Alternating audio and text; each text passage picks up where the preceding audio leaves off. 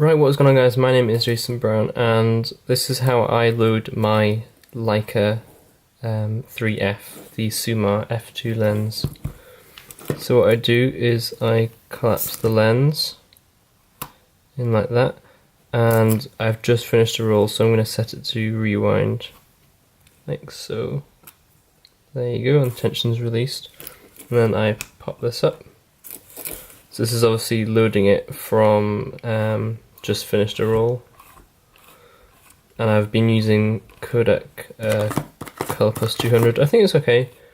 I think maybe I need to nail my exposure a little more to get the best out of it. This is my second roll that's in the camera, so I'm quite excited to get that back and see if I've made any improvements.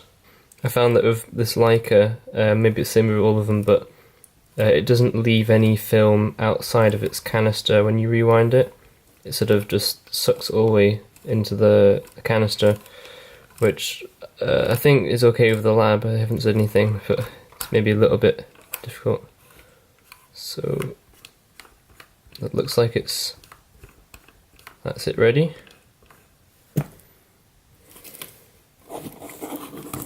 So I'm gonna take the back off.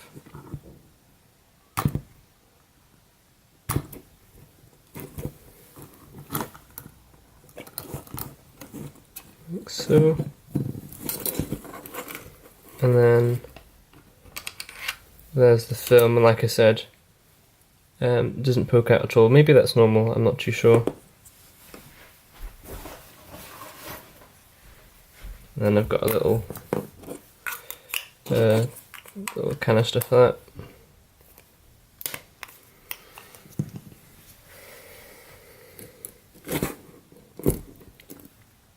Okay, so to load it, I'm going to take it back to advance, and then I'm going to take the lens off. I don't think this is the official way of loading the camera, but it's the way that I find to be the best.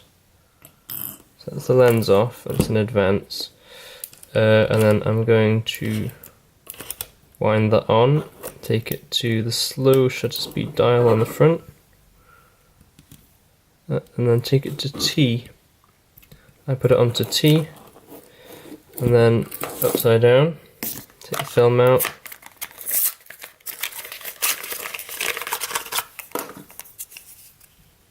so it's the same film, Color Plus, there you go.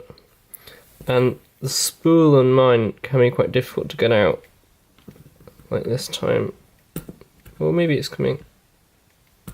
Sometimes I like to use pliers, which it could be absolute sin, but I try my very best to be gentle with it. So that's the spool out, and I'm going to move the camera around like that.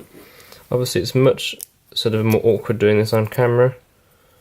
It's much quicker in real life, and I'm going to take this leader and put it on the spool all the way like that, and just sort of pull it out a little bit, and I'm going to press the shutter with it in the T position,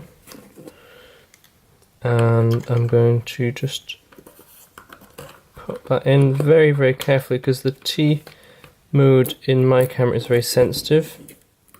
I'm doing it so that I can see the film coming through. There you go. You see the sprockets disappearing now, and that's quite lucky because usually on the T setting it's very sensitive and it just closes the shutter, so that's fine. Put that back on and close it, and I'm going to put the lens back on because we know that it is actually loaded in there correctly because the sprockets aren't showing.